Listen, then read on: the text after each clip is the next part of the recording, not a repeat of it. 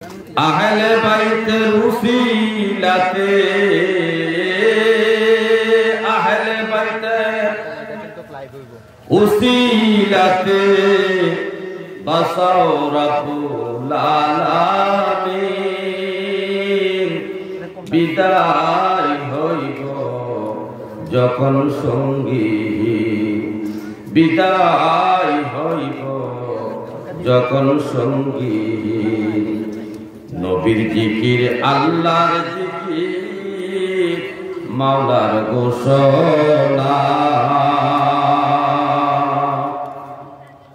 করিলে তাহার জিকির জরে যায় গুনাহ নবীর জিকির আল্লাহর জিকির মাওলার ঘোষণা করিলে তাহার জিকির জরে যায় গুনাহ দয়া নজর করে দয়াল দয়া নজর করে দয়াল হায়াতে দাও নবীর দিন বিদায় হইব যখন সঙ্গী আহলে বাইতের উসিলাতে আহলে বাইতের উসিলাতে বাসাও রাব্বুল আলামিন বিদায় হইব যখন সঙ্গী বিদায় হইব যখন সঙ্গী রহমাতাল লিল আলামিন নবীজি আমার সারা সৃষ্টির অসহায়দের করিবেন উদ্ধার ঘোর অন্ধকার কবর আমার ঘোর অন্ধকার কবর আমার অপেক্ষায় থাকবে যেদিন বিদায় হইব যখন সঙ্গী আহলে বাইতের উসিলাতে আহলে বাইতের উসিলাতে বাসাও রাব্বুল আলামিন বিদায় হইব যখন সঙ্গী বিদায় হইব যখন সঙ্গী আহলে বাইতের নৌকায় যেজন হইবে সওয়ার কবর হাসরের বিপদ পাইবে নাহি আর আহলে বাইতের নৌকায় যেজন হইবে সওয়ার কবর হাসরের বিপদ পাইবে নাহি আর স্বয়ং আল্লাহ করবেন দয়া স্বয়ং আল্লাহ করবেন দয়া নবীজি হবে জামিন বিদায় হইব যখন সঙ্গী বিদায় হইব যখন সঙ্গী আহলে বাইতের উসিলাতে আহলে বাইতের উসিলাতে বাসাও রাব্বুল আলামিন বিদায় হইব যখন সঙ্গী সবাই বলেন আলহামদুলিল্লাহ হে আমার ভাইও আমি যে আয়াতে কারিমা তেলাওয়াত করেছি যত সময় সংকীর্ণ সংক্ষেপভাবে আলোচনা করার জন্য চেষ্টা করব একটু মনোযোগ দিতে হবে গুরুত্বপূর্ণ একটা বিষয় আলোচনা চলবে আল্লাহ তাআলার সৃষ্টি জগতের মধ্যে এই আদম সন্তানদের মধ্যে দুইটা দল একটা দল হলো মুসলমান আর একটা হলো অমুসলিমের দল একটা হলো দিনদারি, আরেকটা হলো বদ্দিনদারি। বেদিন সম্প্রদায় একটা দল। এই মুসলমান সম্প্রদায় মুহাম্মদ রাসূলুল্লাহ সাল্লাল্লাহু আলাইহি সাল্লামের কালেমা তেলাওয়াত করে মুসলমান হয়েছে, ঈমানদার হয়েছে। এই মুসলমান এবং কাফের সম্প্রদায়ের মাঝামাঝি একটা সম্প্রদায় সৃষ্টি হয়েছে। সৃষ্টির শুরু থেকে এই মাঝামাঝি একটা সম্প্রদায় ছিল, কিয়ামত পর্যন্ত এই সম্প্রদায় থাকবে। এই সম্প্রদায়ের নাম হলো মুনাফিক। তবে মজার বিষয় হলো কোন কাফের, ইহুদি, নাসারা, হিন্দু, বৌদ্ধ, খ্রিস্টান থেকে মুনাফিক সৃষ্টি হয় না। মুনাফিক সম্প্রদায় হবে শুধু মুসলমান জাতি থেকে।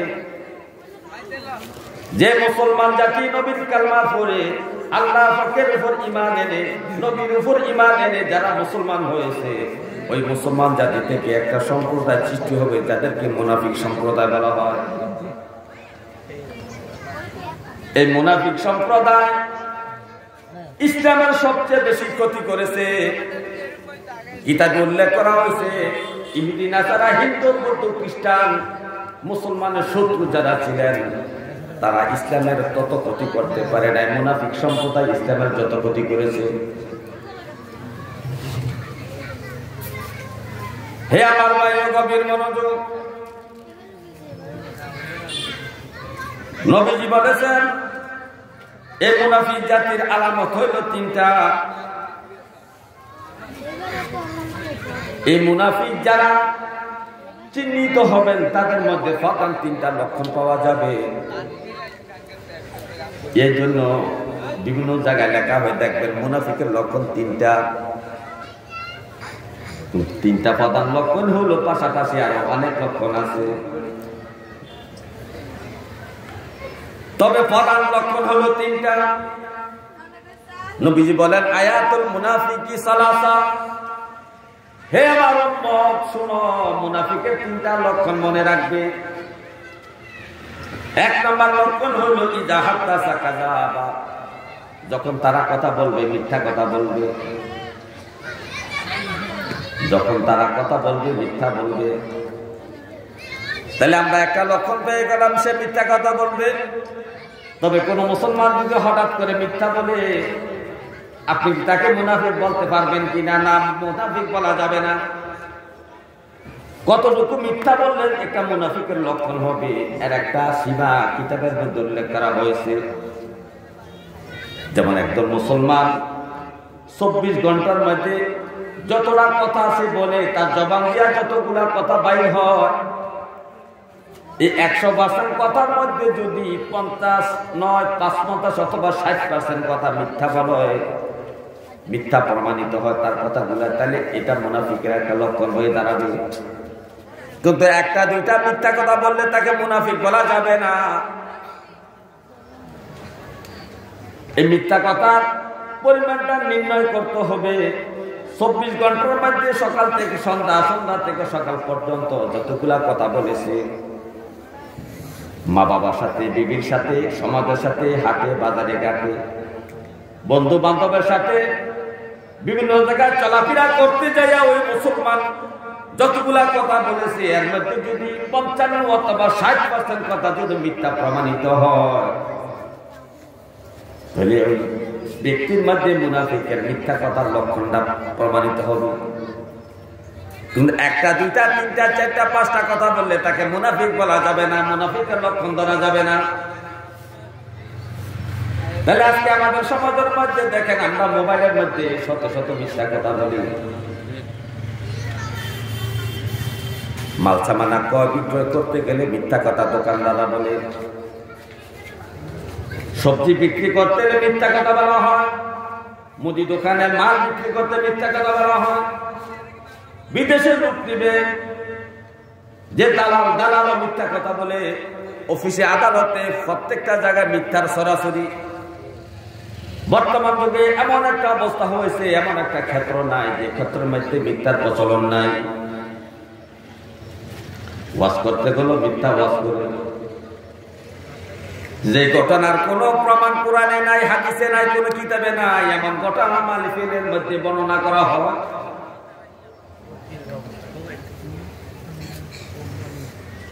এমন ঘটনা বক্তা সুন্দর করে ইনিয়া বিনে আল্লাহ তাআলা কণ্ঠ দিয়েছে, তাকে গলা দিয়েছে, মানুষকে ধোঁকা দেওয়ার জন্য নিজে নিজে গল্প বানাইয়া শ্রোতাদেরকে শোনায়, মিথ্যা গল্প। তাহলে মাহফিলের মধ্যেও মিথ্যা গল্প দ্বারা শ্রোতার মন আকর্ষণ করা হয়। আরে সর্ব জায়গায় শুধু মিথ্যার সরাসরি চলতেছে। হে আমার ভাই, পৃথিবীর মধ্যে যতগুলা পাপ আছে, এক একটা পাপের এক একটা শাস্তি হবে। দুইটা পাপ আছে দুনিয়াতে, দুইটা পাপের দুর্গন্ধ হাসর মাঠে ছড়াবে। আপনি নামাজ পড়েন না, বেনামাজি হাসর মাঠে উঠছেন, আপনার শরীর থেকে দুর্গন্ধ প্রকাশ হবে না। কিন্তু জেনা করে যদি হাসর মাঠে উঠেন, জেনা করে শরীর থেকে একটা দুর্গন্ধ বাইর হবে। হাসরবাসী দেখে এই গন্ধ নাকের মধ্যে গেলে বুঝতে পাবে লোকটা জেনাকা। আরেকটা পাপ হলো মিথ্যা কথা বলা। যে কোনো ব্যক্তি যদি মিথ্যা কথা বলে, তার জবান থেকে, তার মুখ থেকে দুর্গন্ধ বাইর হবে হাসরের মাঠে। এই মিথ্যাকে আমাদের পরিহার করার দরকার। মিথ্যা ভয়ঙ্কর একটা পাপ। নবীজি বলছে, মিথ্যা মানুষের রিজিক কমায়, মিথ্যা মানুষের হায়াত কমায়। এগুলো তো হাদিসের কথা। হে আমার ইমানদার ভাইও, আমরা মিথ্যা ছেড়ে দিব। আমরা মুনাফিকের আলামতের মধ্যে যেন আমরা না পড়ি। 2 নম্বর আলামত হলো, নবীজি বলছেন, ওয়াইজা ওয়াদা আখলাফা। যখন সে অঙ্গীকার করে, শপথ করে, শপথ ভঙ্গ করে। মুনাফিকের 2 নম্বর লক্ষণ হলো, যখন সে শপথ করে, শপথ ভঙ্গ করে।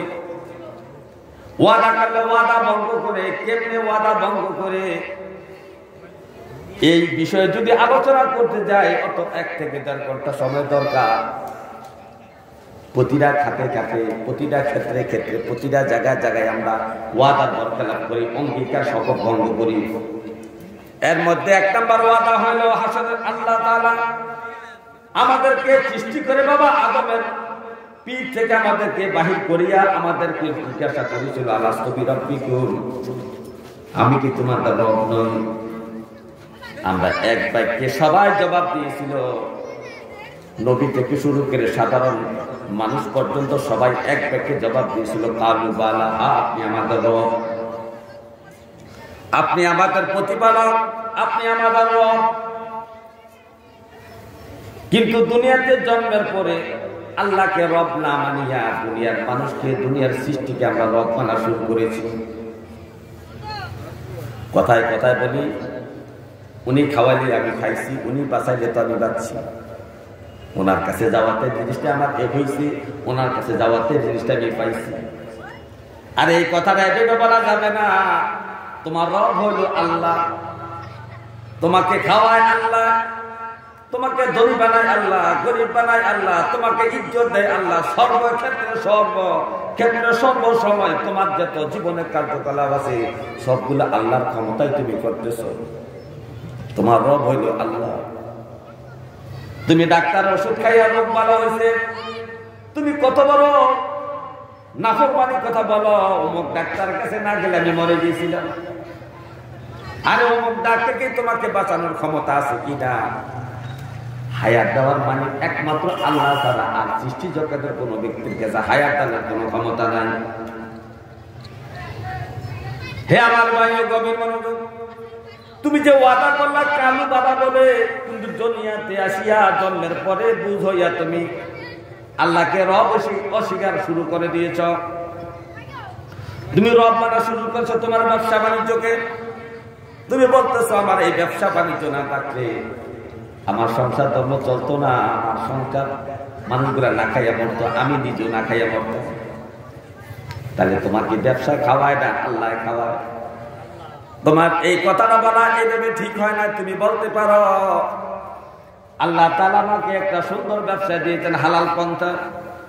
আমি এই ব্যবসার মধ্যে শ্রম দিতেছি, শ্রমের মাধ্যমে আমার ইনকাম হচ্ছে। আল্লাহ তাআলা দয়াতে আমি ইনকামের দ্বারা আমি ভালো চলতেছি।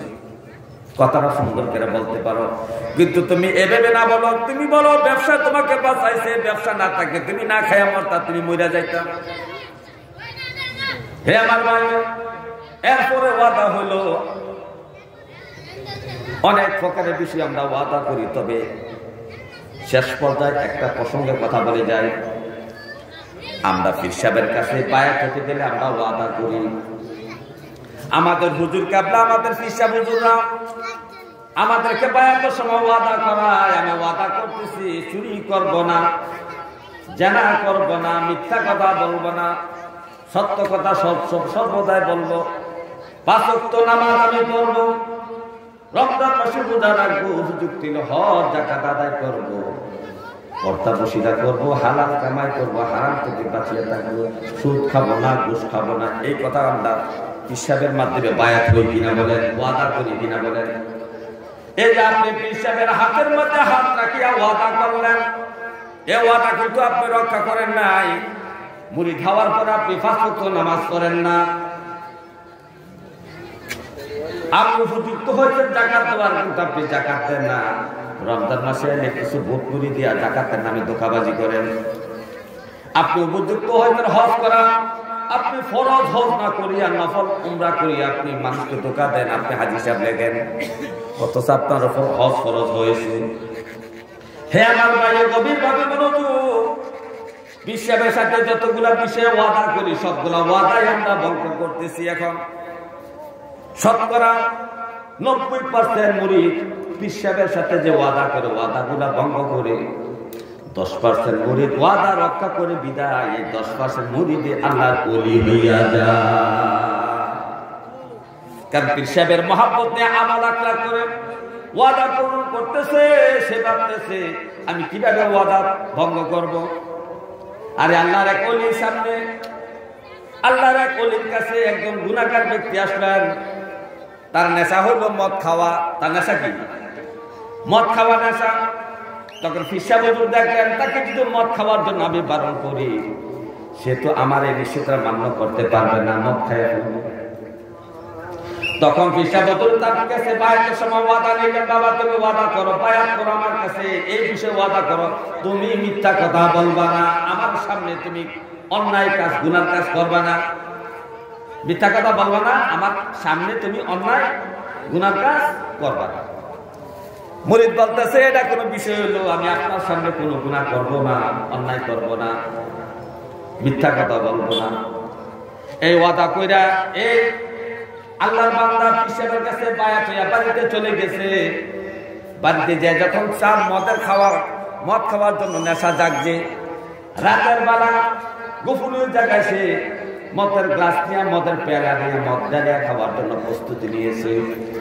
হঠাৎ করে মদের পেয়ালার মধ্যে খেয়াল করে দেখতেছে ওই পেয়ালার মধ্যে আল্লাহর ওলির নুরানি চেহারা দেখা যায়। যখন মদের পেয়ালায় তার পীর সাহেবের নুরানি চেহারা সে দেখলো, ওই যে ওয়াদা করছিল বায়াতের সময় আপনার সামনে আমি গুনাহ করব না, অথচ মুরিদও জানে মদ খাওয়া হারাম। হারাম কাজটা যখন করতে গেছে তখন মদের পেয়ালার মধ্যে তার পীর সাহেবের চেহারা বেশি উঠছে। বেশি ওঠার কারণে সে ওই ওয়াদার কথা তার খেয়াল হয়েছে, হায় রে হায়, আমি না ওয়াদা করছি আমার পীর সাহেবের সামনে গুনার কাজ করবো না। এই কথা বলে সে মদের পেয়ালা ফেলে দিল। তাহলে প্রত্যেকটা বিষয় পীর সাহেবের সাথে আমরা ওয়াদা করেছি, এই ওয়াদার মাধ্যমে আমাদের মুরিদগিরি আমরা ঠিক রাখতে হবে। আজকে সাধারণ মুরিদরা এই কথা ভাবে না, আমি যে বায়াত হওয়ার সময় যে বিষয়গুলো ওয়াদা করেছি এই ওয়াদাগুলো আমি পালন করছি কিনা, আমল করছি কিনা, ওয়াদা রক্ষা করতে পারছি কিনা। যদি আমি ওয়াদা রক্ষা করতে না পারি, আপনি যদি মনে করেন আপনার পীর সাহেব আপনাকে সুপারিশ করে জান্নাতে নিবে, এটা আপনার ভুল ধারণা। আসলে মাঠে আপনাকে চিনবে না, কারণ আপনার মুরিদ থেকে নাম কাটা গেছে, তার অনুসারী থেকে তার গোলামি থেকে আপনার নাম কাটা গেছে, আপনি ওয়াদা তো রাখেন নাই, আপনার তো মুরিদগিরি ক্যান্সেল হয়ে গেছে, হাজিরি। এইভাবে আমরা হাজারো হাজারো বিষয় ওয়াদা বরখেলাপ করি। ওয়াদা করেছি বিবাহ সময় বিবিকে মহারানা দিব, 3 লক্ষ টাকা দেন মোহর ধার্য করিয়া 50,000 টাকা উসুলি আমার যৌতুক মহিলাটাকে আমি গ্রহণ করলাম ওয়াদা করেছেন, কিন্তু বিবাহের পরে আপনার স্ত্রীকে মোহরানা দেন নাই, আপনি ওয়াদা পর খেলাপ করেছেন। তাহলে ওয়াদা পর খেলাপ হলো মুনাফিকের 2 নাম্বার লক্ষণ। মুনাফিক কয় নাম্বার লক্ষণ? এর মধ্যে 2-1টা ওয়াদা পর খেলাপ করলে তাকে মুনাফিক বলা যাবে না। তার জিন্দেগির যতগুলো ওয়াদা আছে ওয়াদার মধ্যে যদি 55 থেকে 60% ওয়াদা সে ভঙ্গকারী হয়ে যায়, তাহলে এই ওয়াদা ভঙ্গকারী লক্ষণটা ওই মুনাফিকের লক্ষণের মধ্যে পরিগণিত হবে ওই ব্যক্তির জন্য। 3 নাম্বার লক্ষণ হলো নবীজি বলছেন ও ইজা তুমিনা খানা, যখন তার কাছে আমানত রাখা সে আমানতের খেয়ানত করে। আমানত বলতে কি বুঝায়? আমানতের 2টা জিনিস, টাকা পয়সা ধন দৌলত, জিনিসপত্র বিভিন্ন কিছু একজন আরেকজনের কাছে আমানত রাখে, এটা এক ধরনের আমানত। কিন্তু বোখারী শরীফের মধ্যে আমানতের সংজ্ঞা দেওয়া হয়েছে, দায়িত্ব গ্রহণ করা হলো মেইন আমানত। আপনাকে দায়িত্ব দেওয়া হয়েছে আপনি এলাকার খেদমত করবেন, আপনি মেম্বার সাহেব, এই মেম্বরগিরির আপনার কাছে আমানত রাখা হয়েছে। আপনাকে চেয়ারম্যান বানানো হয়েছে, চেয়ারম্যানগিরির আপনার কাছে আমানত রাখা